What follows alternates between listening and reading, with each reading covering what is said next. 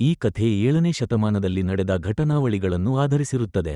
ಭಾರತೀಯ ಇತಿಹಾಸದಲ್ಲಿ ಅತ್ಯಂತ ಶ್ರೇಷ್ಠ ಸಾಮ್ರಾಟರಲ್ಲಿ ಒಬ್ಬನಾದ ಇಮ್ಮಡಿ ಪುಲಕೇಶಿ ಪುಲಕ್ಷನ್ II ಚಾಲುಕ್ಯ ವಂಶದ ಅತ್ಯಂತ ಶಕ್ತಿಶಾಲಿ ರಾಜನಾಗಿದ್ದರು. ಅವರು ಕ್ರಿ. ಶ. 610ರಲ್ಲಿ ತಮ್ಮ ತಂದೆ ಕೀರ್ತಿ ವರ್ಧನ ಪುಲಕೇಶಿ ಅಡಿಗೆರೆ ಬಾಲ್ ಅವರ ನಿಧನದ ನಂತರ ಬಾದಾಮಿ ಚಾಲುಕ್ಯ ಸಾಮ್ರಾಜ್ಯದ ಗದ್ದುಗೆಯನ್ನು ಹತ್ತಿದರು. ಅವರ ಬಾಲ್ಯವು ರಾಜಮನೆತನದಲ್ಲಿ ಸಾಗಿದ್ದು, ರಾಜಕೀಯ ಮತ್ತು ಯುದ್ಧ ನೈಪುಣ್ಯದ ಉತ್ತಮ ತರಬೇತಿಯನ್ನು ಪಡೆದಿದ್ದರು. ಪುಲಕೇಶಿಯ ರಾಜಕೀಯ ಬುದ್ಧಿಮತ್ತೆ ಮತ್ತು ಕೌಶಲ್ಯದಿಂದಾಗಿ ಅವರು ರಾಜ್ಯವನ್ನು ವಿಸ್ತರಿಸಲು ನಿರ್ಧರಿಸಿದರು. ಅವರ ಮೊದಲ ಗೆಲುವು ತಮಗೆ ರಾಜಮನೆತನದ ಗದ್ದುಗೆಯ ಮೇಲೆ ಸಂಪೂರ್ಣ ಅಧಿಕಾರ ಪಡೆಯುವುದರಲ್ಲಿ ಇತ್ತು. ರಾಜಕೀಯವಾಗಿ, ಅವರು ತಮ್ಮ ಸೇನೆಯನ್ನು ಪುನಃ ಸಂಘಟಿಸಿ, ಬಲಿಷ್ಠ ಸುಬೇದಾರರನ್ನು ನೇಮಿಸಿದರು.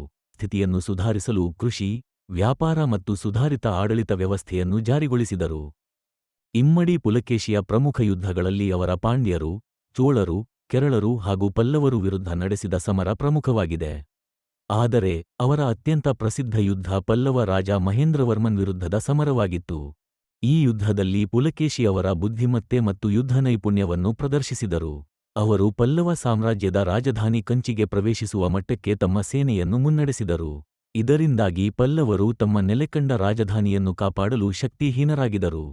ಇನ್ನೊಂದು ಮುಖ್ಯ ಸಮರ ನರ್ಮದಾ ನದಿಯ ಬಳಿಯಲ್ಲಿ ಹರ್ಯಕರ ರಾಜ ಹರ್ಷವರ್ಧನ ವಿರುದ್ಧ ನಡೆದದ್ದು.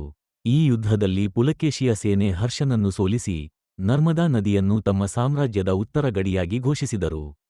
ಇದು ಅವರ ದೊಡ್ಡ ಸಾಧನೆಗಳಲ್ಲೊಂದು. ಇಮ್ಮಡಿ ಪುಲಕೇಶಿ ಅವರ ಕಾಲದಲ್ಲಿ ಆರ್ಕಿಟೆಕ್ಚರ್ ಮತ್ತು ಸಂಸ್ಕೃತಿಯ ಬೆಳವಣಿಗೆ ಅಪಾರವಾಗಿ ನಡೆಯಿತು. ಬಾದಾಮಿ, ಐಹೊಳೆ ಮತ್ತು ಪಟ್ಟದಕಲ್ಲಿನ ಶಿಲ್ಪಕಲೆಗಳು ಈ ಯುಗದ ಪ್ರಮುಖ ಸಾಧನೆಗಳಾಗಿವೆ. ಅವರು ವಿಭಿನ್ನ ಧರ್ಮಗಳ ಪ್ರಚಾರವನ್ನು ಉತ್ತೇಜಿಸಿದರು ಮತ್ತು ಜೈನ ಧರ್ಮ, ಬೌದ್ಧ ಧರ್ಮ ಹಾಗೂ ವೈಷ್ಣವ ಮತಗಳ ಉತ್ತೇಜನಕ್ಕೆ ಬೆಂಬಲ ನೀಡಿದರು. ಇಮ್ಮಡಿ ಪುಲಕೇಶಿಯ ಅತ್ಯಂತ ಭೀಕರ ಶತ್ರು ನಾರದಿಯ ಪಲ್ಲವ ರಾಜ ನರಸಿಂಹವರ್ಮನಾಗಿದ್ದರು.